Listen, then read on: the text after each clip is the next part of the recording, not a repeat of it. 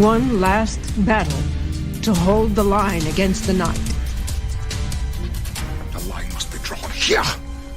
This far, no farther. Hold the line. No one gets through, no matter what. Sir, what are your orders? There's only one order, Lieutenant. Behold. Incoming transmission. Allied reinforcements have arrived from the west.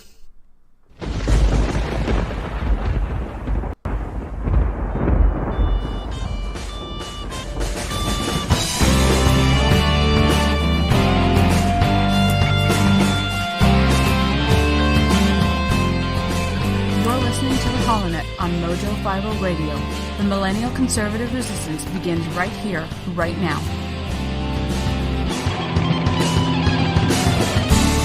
Oh, yes indeed, ladies and gentlemen, boys and girls, children of all ages, the new millennial conservative resistance does indeed begin right here, right now with you. You are listening to, and hopefully watching, the HoloNet on the mighty MoJo5.0. And today it is Saturday, the 20th of April in the year of our Lord 2019, and here is wishing you a very happy and blessed Easter weekend. We have quite a bit that we need to jump into. That's kind of become the shtick every week for me. We have a lot to get into because, as usual, I've pulled up way more stories than I think we can possibly get through in an hour, but we're really going to give it a good hard try this week. Last week we had a really fantastic show. A lot of great feedback. I know we talked about defending the concept of federalism. We also talked about our newest shitlord here in Arizona. That would be Representative Paul Gosar. And I also came to find out, hey, I have a bit more, shall we say, linguistic freedom at MoJo5.0 than I'm used to. So I'll try not to lean so hard on the censor button. So if I drop that bomb, probably started with an F. So we want to just dive right on into it. And I think the best place to start is a story that came out from Wired. Now I'm going to go picture-in-picture with this just to give you a little bit of an idea. Oh, I can do a little bit better than that. Let's see here. Oh, I'm kind of experimenting a little bit with my screen here, so you'll have to forgive me. If you want to follow along live, you can watch us here on Facebook, YouTube, BitChute, iTunes. Well, not on iTunes, but Facebook.com/HoloNet. We're on YouTube. We're also on BitChute right now for video. For audio, of course, iTunes, TuneIn, iHeartRadio, everywhere great podcasts are found, and hopefully coming soon to MoJo TV on MoJo5.0.com. But as I said, we go to Wired.com. This is an opinion piece by Emma Lonzo, Director of Free Expression at the Center for Democracy and Technology. Emma writes, in the immediate aftermath of the horrific attacks on the Al Noor Mosque and Linwood Islamic Center in Christchurch, New Zealand, internet companies faced intense scrutiny over their efforts to control the proliferation of the shooters' propaganda. The shooters' propaganda, which was the Great Replacement Manifesto, which I regrettably have read, was one of the requirements, I think, to speak intelligently about the story. And it is a very, very disturbing document, which I don't recommend that you check out if you can at all avoid it. If you feel you must, then by all means read it if you're seeking to understand the mind of a madman. But I digress. There's been a lot of efforts by New Zealand authorities and Australian authorities and authorities all around the world in the EU and the United States to control the availability of this document because it is a very hateful piece, and there's a significant concern that it could radicalize people who read it. Responding to many questions about the speed of their reaction and the continued availability of the shooting video, which I definitely didn't watch, I have no desire to, several companies published posts or gave interviews that revealed new information about their content moderation efforts and the capacity to respond to such a high-profile incident. This kind of transparency and information sharing from these companies is a positive development. If we're going to have coherent discussions about the future of our information environment, we, the public, policymakers, the media, website operators, need to understand the technical realities and policy dynamics that shape the response to the Christchurch massacre. But some of these responses have also included ideas that point in a disturbing direction towards increasingly centralized and opaque censorship of the global internet. Facebook, for example, describes plans for an expanded role in the Global Internet Forum to Counter Terrorism, or GIFCT. The GIFCT is an industry-led self-regulatory effort launched in 2017 by Facebook, Microsoft, Twitter, and YouTube. There's a group of people you trust. One of its flagship projects is a shared database of hashes of files identified by the participating companies to be extreme and egregious terrorist content. The hash database allows participating companies, which include giants like YouTube and one-man operations like Just Paste It, to automatically identify when a user is trying to upload content that is already in their database. So, there's been a lot of news in the UK. There's been a lot of red flags that have gone up from people like Sargon of Akkad and Mark Meekum, Count Dankula, Paul Joseph Watson, just to name a few, who are crying to the heavens about Articles 11 and 13, which were passed by the European Union Parliament this past year and will go into effect in the next 2 years, that, among other things, like a link tax, which will prevent us from providing links for Europe without paying for them, and will generally harm the media as a whole, the small alternative media outlets, like the HoloNet, like MoJo5.0, and will greatly benefit your traditional media because they'll be getting paid. And of course, the copyright securities that are included therein under Article 13, wherein every platform like Facebook, YouTube, BitChute, TuneIn, iTunes, anybody must check the content of the upload against a copyright database and immediately stop an upload or assign a copyright hit to it. So there's two different approaches that we're seeing. You see the Article 13 and the Article 11 approach in the EU and in the UK.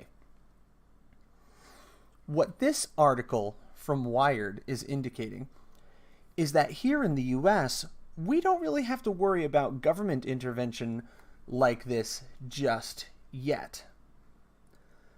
Where we have to worry about it, we have to worry about it coming straight from the companies themselves. Which I think is all the more reason to make sure that your dollars are going somewhere they can do some good. You have to shop with your every dollar. And is your cellular phone dollar helping or hurting in this cause? I'd ask you to take a look at Patriot Mobile. Question for you. Are you funding the liberal agenda? Are you funding this agenda of defeating freedom of speech? I mean, so far this year, liberals have done nothing but cause chaos. Cuomo, Ocasio-Cortez, Kamala Harris, they're promoting infanticide, running businesses out of New York, confiscating guns. Major corporations where you shop every day are using their buying power to steer America toward a socialist economy. If your cell's with AT&T or Verizon, your money is supporting liberal candidates, the ACLU, Unidos US, and Planned Parenthood. Planned Parenthood. You can support your values today by switching over to Patriot Mobile. Patriot Mobile offers the same reliable network coverage you already have, plus they take a portion of their proceeds and support conservative organizations like the Heritage Foundation, the Susan B. Anthony List, and PragerU. Patriot Mobile has unlimited talk and text plans starting as low as $20 a month. It's easy to switch. Call 1-800-A-PATRIOT and mention DOC, or visit patriotmobile.com/DOC. They'll waive up to 2 activations for you. Join thousands of Americans and switch to Patriot Mobile today. Again, that's patriotmobile.com/DOC. So back to what we were discussing with this Facebook censorship. I'll have a link in the description for this Wired post where Emma does a really good job of calling out the fact that the censorship in the United States is not originating from a government entity. It's originating from Silicon Valley itself. It is going to be brought about by the free market, by these companies who are so desperate to pander to their leftist, socialist, social justice warrior overlords, and are all centrally located within Silicon Valley. I mean, within 15 miles of each other, you have all the major players. And they're so insular, and they're so tight, that they just drop into lockstep naturally with each other. And that's how you wind up with this Can I use the word collusion this week? Or is that just reserved for Democrats trying to, throw a rope over a tree branch for President Trump? Hey. Moving over to CNN Business. Another example of this. A story by Ivana Katasova. This is just on the 18th here on Thursday. Facebook, again, very quietly, very softly, has banned British far-right groups and their leaders. Stories from London. Facebook has banned a number of far-right groups and their leaders in the United Kingdom after determining that they quote-unquote spread hate. 7 individuals associated with groups were also banned, including... Oh, wait, sorry, I skipped over a little bit. Social Network announced on Thursday it had imposed bans on the British National Party, Britain First, the English Defence League, the Knights Templar International, and the National Front. 7 individuals associated with the groups were also banned, including British National Party leader Nick Griffin, Paul Golding, and Jada Franson of Britain First. We've talked about Britain First in previous shows back on Lanterns. You can find those archived under lanterns.buzz. Facebook said the groups had been removed under a policy that bans, quote, those who proclaim a violent or hateful mission or are engaged in acts of hate or violence, end quote. The restrictions also apply to Instagram.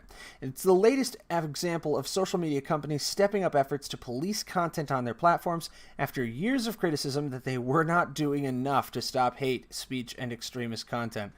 Facebook removed British far-right activist Tommy Robinson, former leader of the English Defence League, by the way, whose real name is Stephen Yaxley Lennon, for posting hate speech, supposedly, I add supposedly, they don't, in February. The company has come under increased scrutiny after a terror attack targeting 2 New Zealand mosques in March was streamed live on its platform. Following the attack, Facebook announced it would ban all, quote, praise, support, and representation of white nationalism and separatism, end quote. The British groups banned on Thursday trafficked in some of the objectionable content that Facebook has promised to remove from its platforms. Britain First is an ultra-nationalist group that opposes immigration. President Donald Trump caused outrage in 2017 when he retweeted 3 anti-Muslim videos posted by Franson, its former deputy leader.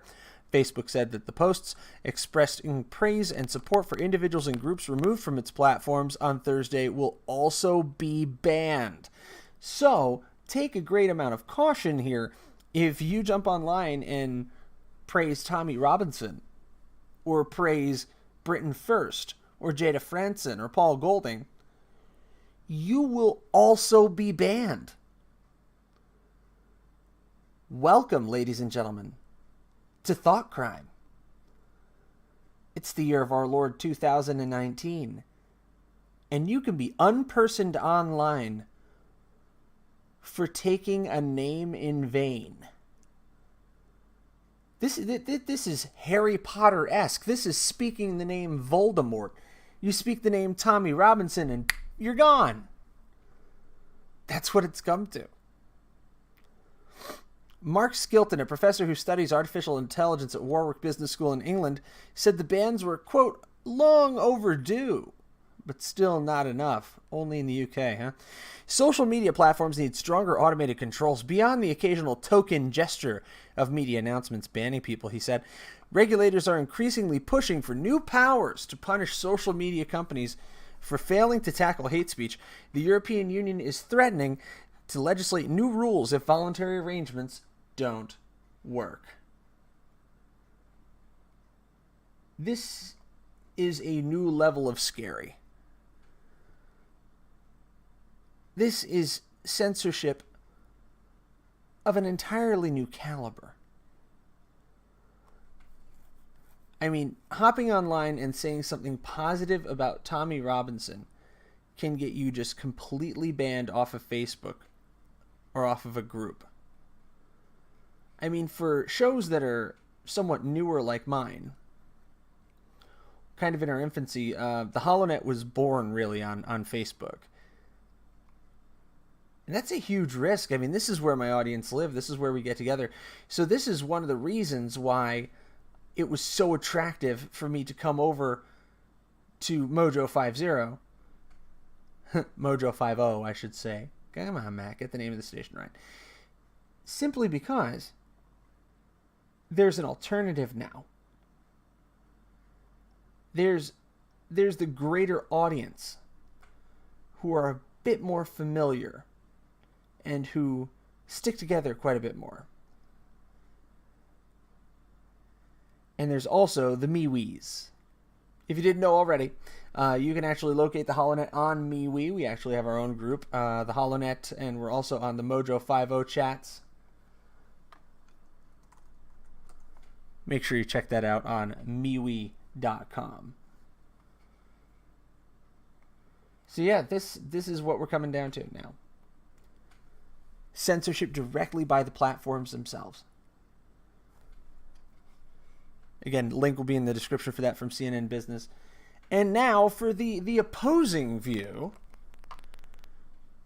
Kelly Wheel from Daily Beast doesn't seem to know really what we're complaining about. She writes, conservatives aren't being censored. They dominate online. Okay. This is back from the 11th. She writes, Wednesday's congressional hearing about social media censorship stemmed from a temporary glitch. Twitter testified on Facebook and YouTube, the right is king. Clearly, you haven't been on the Arizona Politics page. She writes, on Wednesday, Senator Ted Cruz presided over the latest litany of congressional hearings on social media companies' supposed censorship of conservatives. But rather than being silenced, the right is dominating the largest online platforms, years of data reveal. Cruz convened the hearing to investigate a temporary Twitter suspension for the conservative movie Unplanned. Shortly into the hearing, Twitter testified that the brief suspension was because the account's previous owner had been permanently banned for breaking Twitter rules, triggering a ban evasion filter on the account. The suspension, which was quickly overturned, had nothing to do with politics, certainly editorializing here, had nothing to do with the fact that it was one of the strongest pro-life messages that we've seen in the past 50 years. And has in fact inspired several dozen, if not hundreds, of abortion professionals to leave that industry now. That can't have anything to do with it, could it? The suspension, as I said, which was quickly overturned, had nothing to do with politics. It's been scant, anecdotal evidence like this that conservatives have used to cry censorship. In fact, conservative content is a huge performer on Facebook and YouTube, two of the largest social media platforms. If you didn't notice, in my hand here, I have a very girthy looking mug in my hand that belongs to a solid group of patriots who work for another network, so they shall not be named. But if you want, I would recommend that you check them out. I've referred back to them in previous shows, recommending that we unite behind them, because they are currently fighting an extended battle against YouTube and Facebook because, strangely, notification bells don't seem to work on their channel on YouTube, and their videos aren't pushed out into the recommend field. It's almost like they're being censored. Imagine that. Also, when they did their anti-Oscars, they were ban-hammered. They were hit with hard copyright strikes within minutes because their live count on their stream exceeded viewership of the actual Academy Awards. Does that smack a little bit of censorship to you? Just a titch? Oh, but I'll let her go on. Let's see, where'd we leave off? Trump and his cohorts often cite anecdotal evidence. In a March press conference at the Rose Garden, Trump repeated the refrain. I tell you, I have many, many millions of followers on Twitter, and it's different than it used to be, Trump said. Things are happening. Names are taking off. People aren't getting through. You've heard the same complaints, and it seems to be if they're conservative, if they're Republicans, if they're in a certain group, there's discrimination, and big discrimination. I see it absolutely on Twitter and Facebook, which I have also and others I see. Twitter, where neo-Nazis still post and reporters face suspensions for reporting on neo-Nazis. Oh, now who's anecdotal? Okay. Maybe Trump's favorite platform, but its user base is small compared to sites like YouTube and Facebook. And Facebook is a red state. The social media giant is a major news source for Americans, with 43% of adults saying they used it to find news.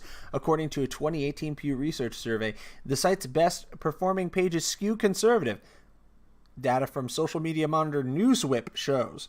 In February, Fox News received significantly more interactions than any other publisher on Facebook, with more than 45 million engagements.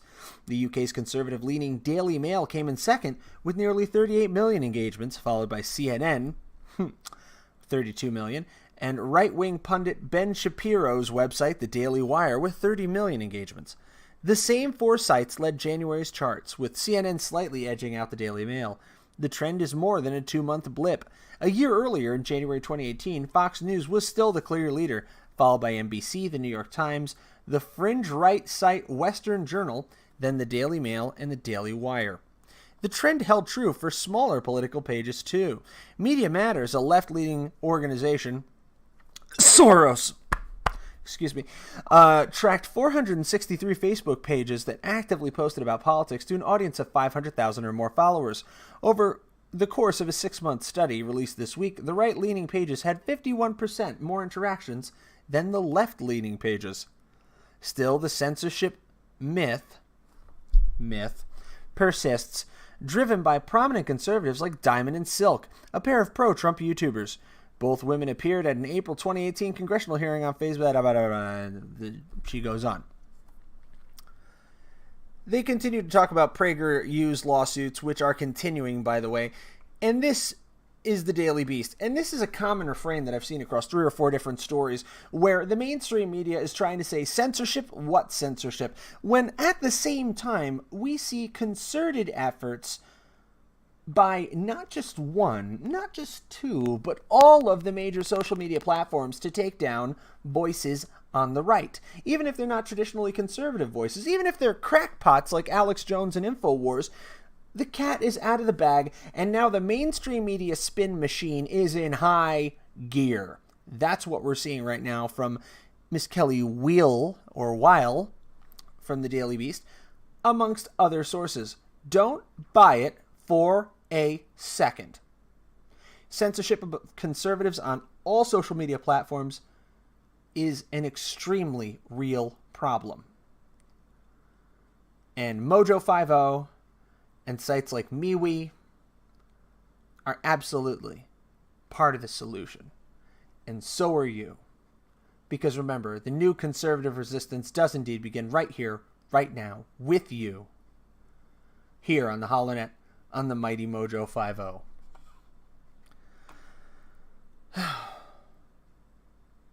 That just grinds my gears so bad. I mean, you turn to other really neutral sites like Real Clear Politics, and they throw the opposite story. You know, Silicon Valley right now is right to worry about its liberal bias. It's dated back in August 31st. They're absolutely right. The bias is clear, and it has been for a long time. So I can't see how all of a sudden all these new studies and new reports are going to come out that say, oh, social media is a haven for everybody on the right. No, it's just not the case. Well, that music means we need to go take a break. When we come back, we're going to go to a couple of different stories. I think we're going to continue on this a little bit, but we're also going to talk about a border incident here in Arizona and New Mexico. When we come back, you're listening to the HoloNet on MoJo5.0.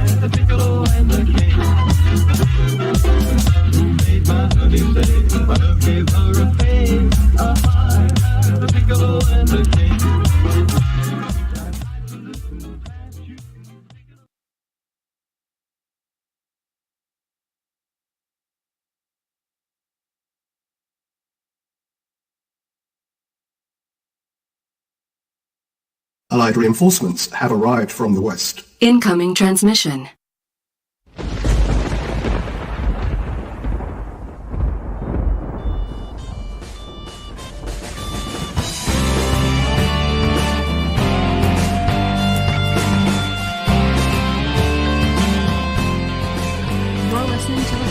On MoJo5.0 Radio, the millennial conservative resistance begins right here, right now.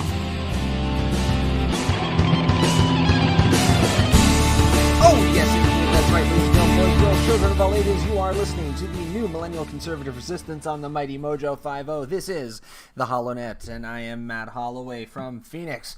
Thank you so much for joining us. Thank you for sticking around. We are about to jump into the next half hour of our show, and what I wanted to pivot to, first and foremost, because I forgot to talk about them before, and I really feel kind of stupid about it, lovemytummy.com. I want to talk to you about one of our great sponsors. This is Atrantil. lovemytummy.com/mojo is the link. Make sure you check that out. Atrantil offers you 90 capsules. It's normally $39.95 a box. When you buy 3 boxes with our coupon code, you get 3 months supply of bloating and digestive relief for only $99. You save $20 on 3 boxes of Atrantil. Just to introduce you to what it is, it's the world's first ever over-the-counter proven solution for bloating. They have 2 published clinical trials. It was developed by a board-certified gastroenterologist, Dr. Ken Brown. It's safe for daily use, and it has 100% natural polyphenols designed to address bloating problems where they begin and not just treat the symptoms. It's not a probiotic, it's not an antibiotic. This is a blend of polyphenols desired by your body to work as a gut regulator to end methane and then function as a postbiotic to benefit your overall health.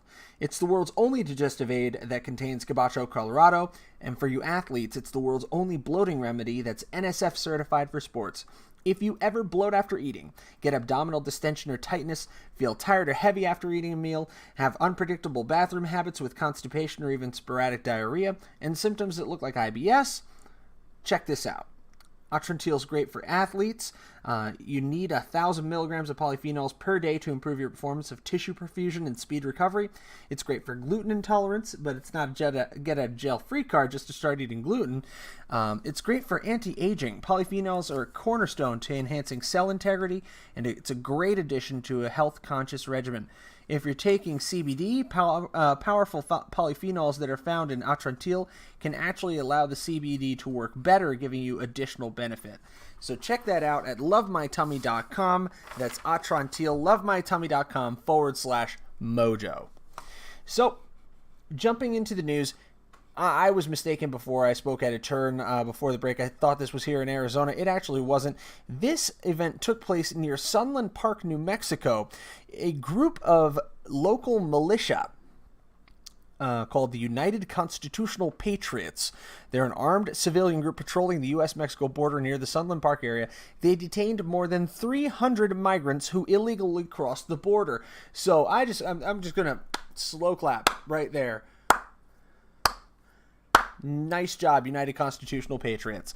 The group who claim they're at the border to, quote, uphold and defend the Constitution of the United States of America, gee, what a concept, is patrolling the desert near Sunland Park, New Mexico, searching for immigrants.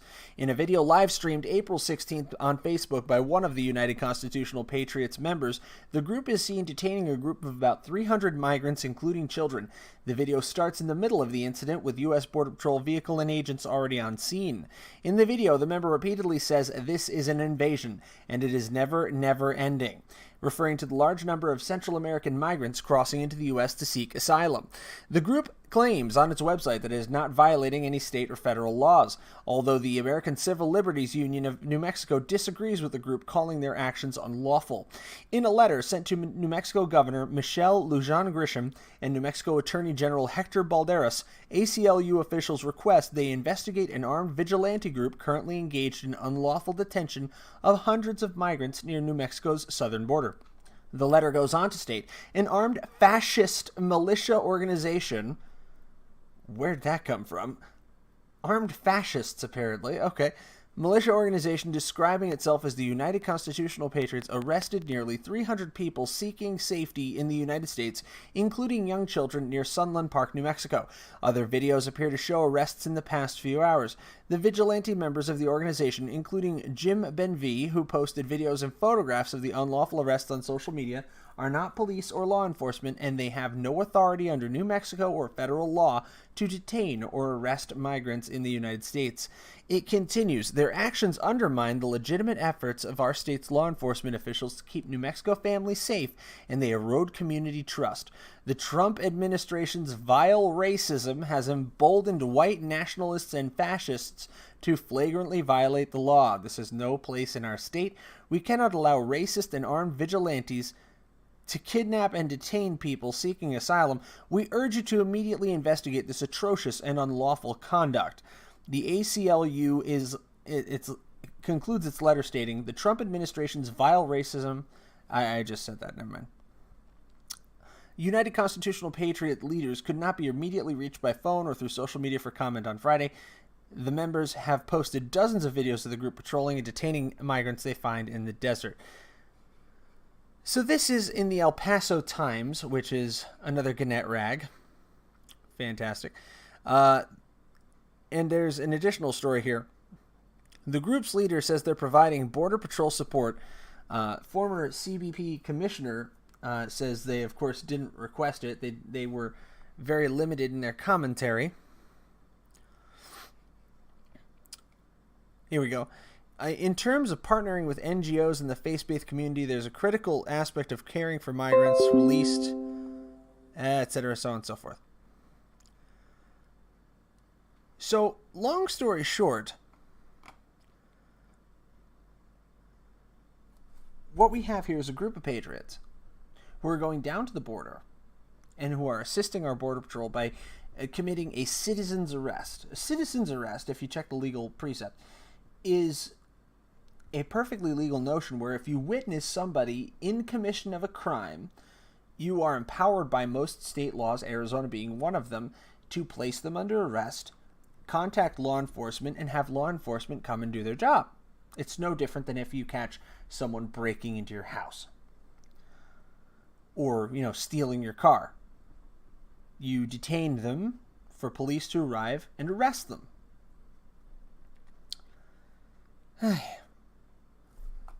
Benvie, the aforementioned leader of the group, said in a past interview, the group is made up of volunteer military veterans and retired law enforcement who want to help protect the border. So who would understand these laws better than former law enforcement officers themselves? He said, we came down here not as a militia, but as a group of Americans to help protect the border from the crisis going on down here. This is a national security issue. Obviously, Border Patrol is part of this as well, and we're trying to assist them as far as in the overload where there are areas right now that the Border Patrol can't cover because they have too many people coming through the border claiming false asylum. The group states they have members across the U.S.-Mexico border, including Texas, New Mexico, and Arizona.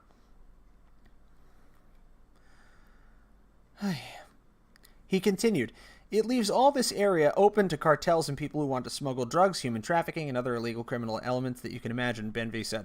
Those are the numbers you don't hear about. You only hear about the numbers everyone catches. You don't hear about what gets through the border that isn't recorded.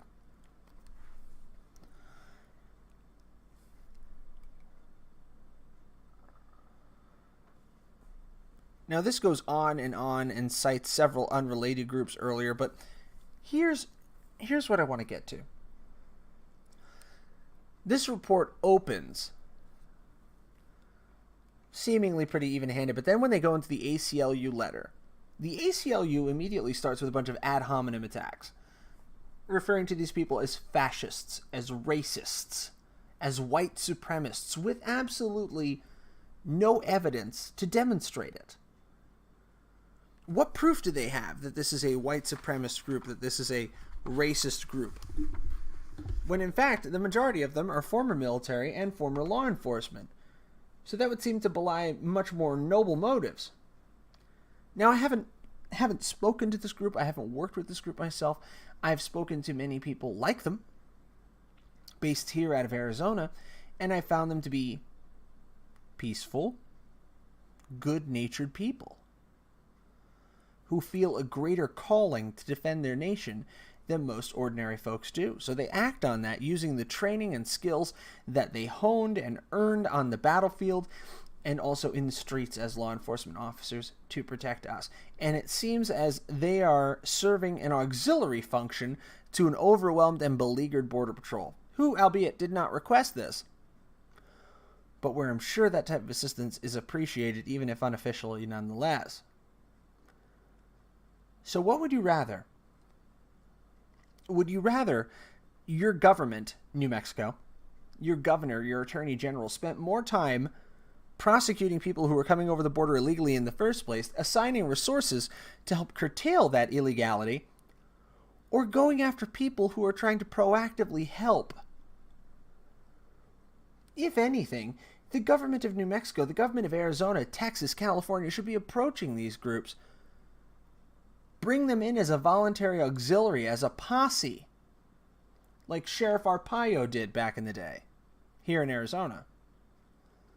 Bring these people in, provide them with the training, the tools, the resources that they need in order to be a more effective help. You have people who are willing to pick up arms in defense of their nation, protecting their neighbors, their fellow Americans. And your first thought is to sic the State Department of Justice on them? Something seems a little off here.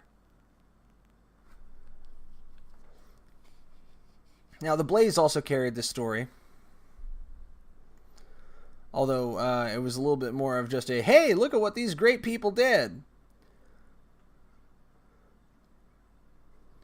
They have they go, you see, they go into the detail that the El Paso Times, which is a USA Today variant, didn't, where Ben V goes on to say that the 43-year-old compared the group's actions to a verbal citizen's arrest. He said, we held them here until the Border Patrol came. It seems that apparently the Blaze was able to get these people on record. We held them here until the Border Patrol came, he explained to the Daily Mail. Actually, Daily Mail, UK. There you go. And once they came, then we did what we did, and that's to help the Border Patrol get them into the processing van so everybody's safe. He described the group's actions as a citizen's arrest and claimed that Border Patrol officials have not asked the group to stop detaining border crossers. If these people follow our verbal commands, we hold them until the Border Patrol comes, Benvie told the New York Times. Border Patrol has never asked us to stand down. Now, the Border Patrol, Customs and Border Protection spokesman Carlos Diaz declined Fox News' request for comment about the United Constitutional Patriots or the recent incident. However, he said the federal agency, quote, does not endorse private groups or organizations taking enforcement matters into their own hands, which he basically has to say. Now, this New Mexico's governor told the New York Times that she considered the group's actions completely unacceptable, adding the migrant families shouldn't be menaced or threatened in any way, shape, or form when they cross the border. So, let me get this straight. People shouldn't be menaced or threatened when they enter the United States illegally? That's new. Don't you think when you're doing something illegal, one should expect to be, put on alert? I'm not saying threatened per se, but threatened with the consequences of the illegal actions that you're undertaking. Isn't that kind of part and parcel with committing an illegal act? Being a criminal? Because at the end of the day, that's what these migrants are. Make no mistake, they're criminals. They've chosen to deliberately flout the laws of the United States.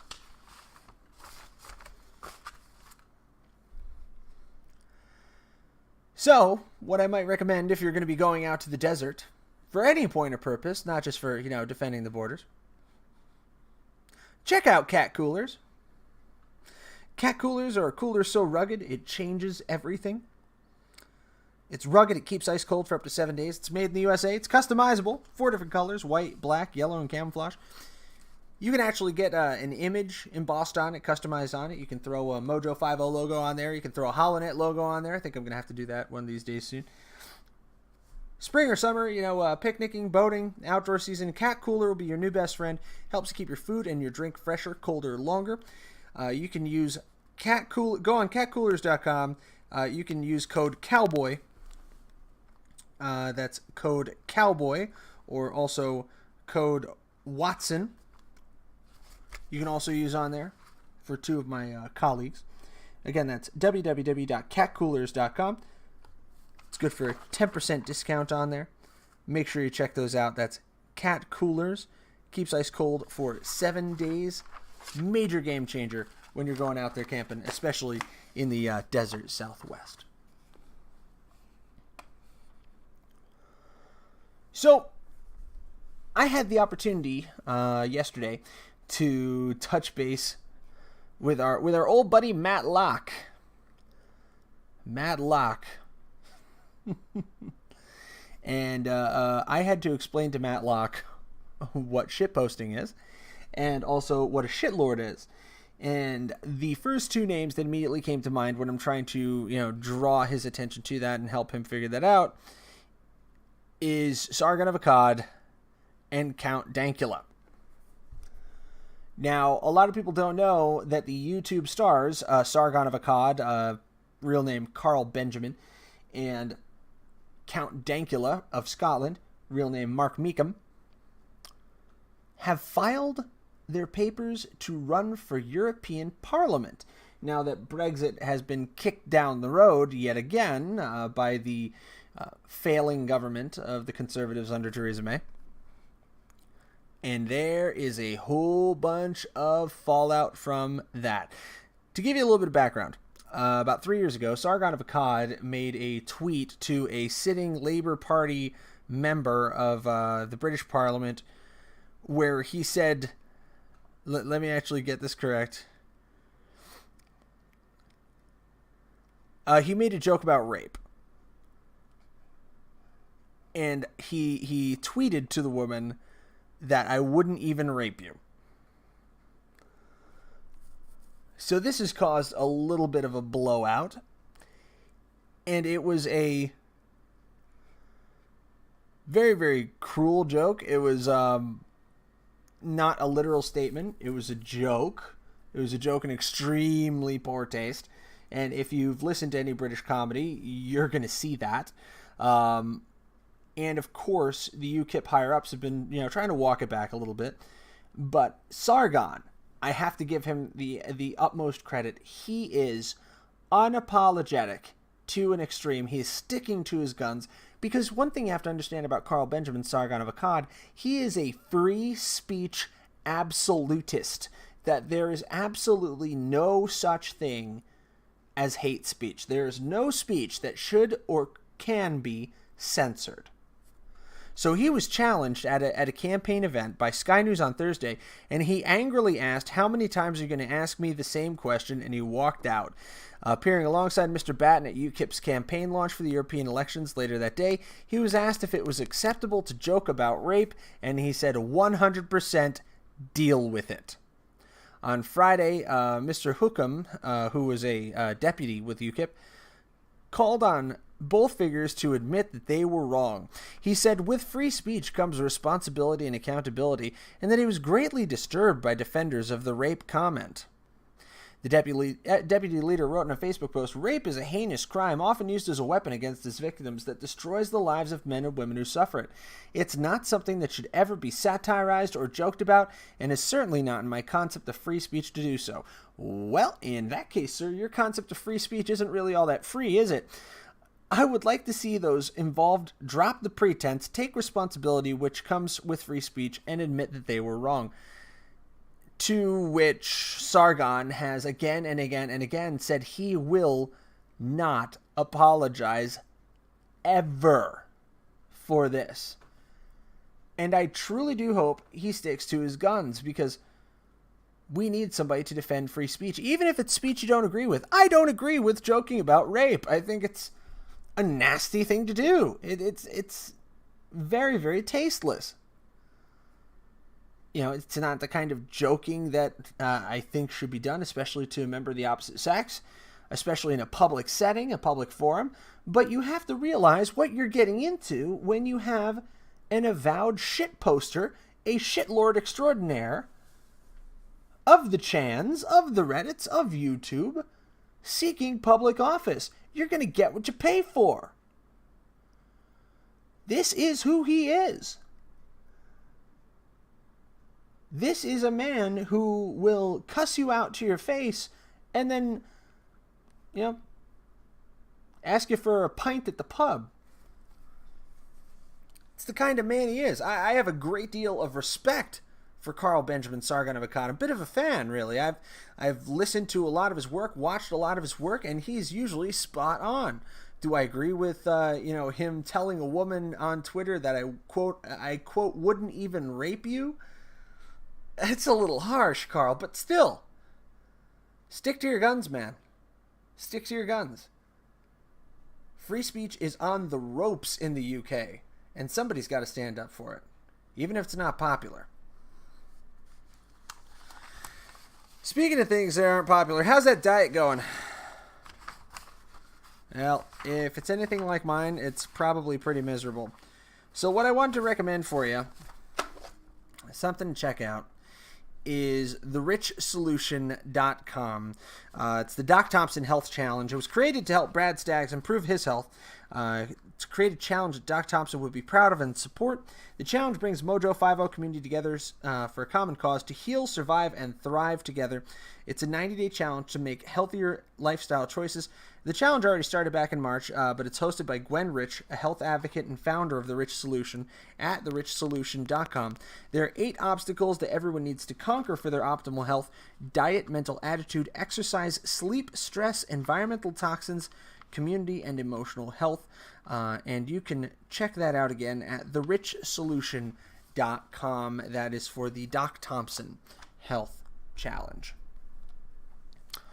So yeah, like I said, there's a couple things to pay attention to in the UK right now. And I think we're seeing a common thread between last week's show with Representative Paul Gosar seemingly taking off the gloves and slapping back at his Democrat foe, I believe was the gentleman previously ran against him for office, slapping back and calling him a whiny little bitch, which I just found out this past week. Thank you, Rusty Lugnuts, that I can actually say that on MoJo5.0. I'm not used to being able to cuss in really any respect. And now to President Trump. In the fallout of the Mueller report, apparently he seethed over the Mueller report, and the Democrats are demanding impeachment. And the president had some choice words. Now, in one report, they had said the president, by one account, is quoted as saying,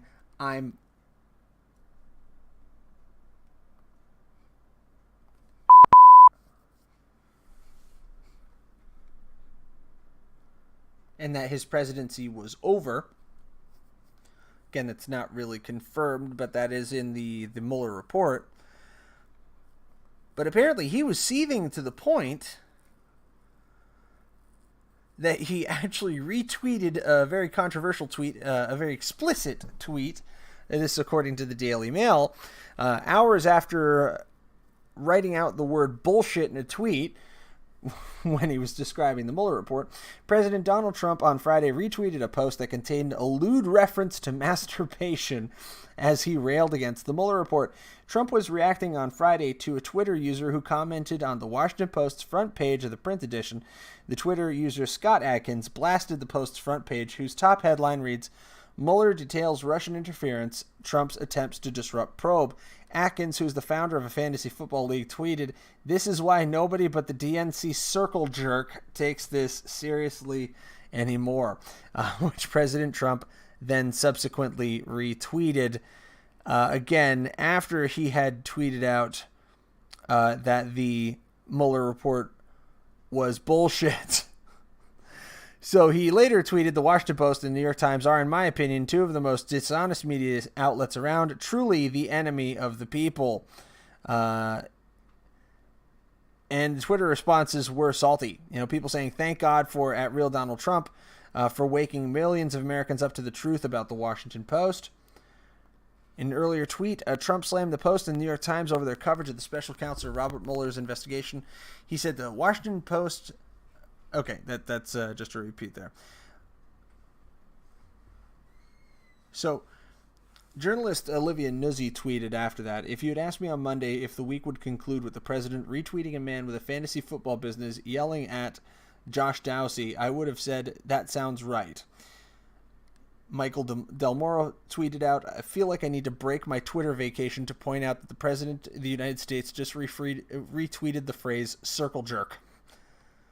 And it went on like that for quite some time. So I think we are really seeing a close of the nation and the world's obsession with political correctness. And President Trump really did lead the charge. But it's more of a groundswell when you look at the internet culture out there on 4chan, out there on Reddit. The fact that people these days, millennials specifically, baby boomers too, and Gen Xers to a lesser extent, are now refusing to suffer fools. They believe in brevity of speech and clarity of speech, sometimes through brutal effect. Calling out something as bullshit immediately and intensely. Retweeting a tweet that is sensible, if not abrasive.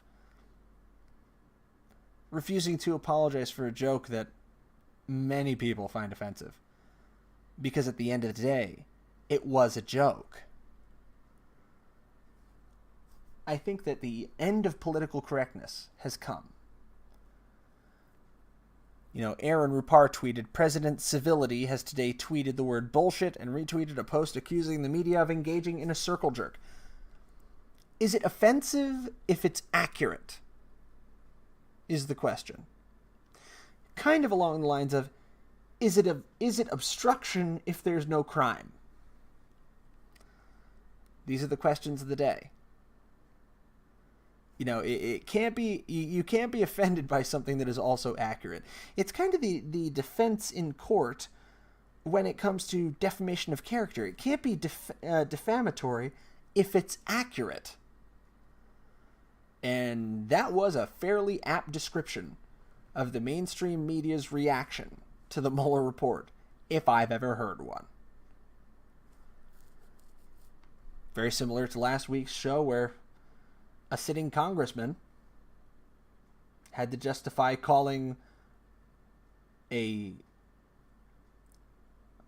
soured former foe a whiny bitch. It is the end of political correctness. And you know, I think I'm going to pull a Kylo Ren on this one. Let the past die. Kill it if you have to.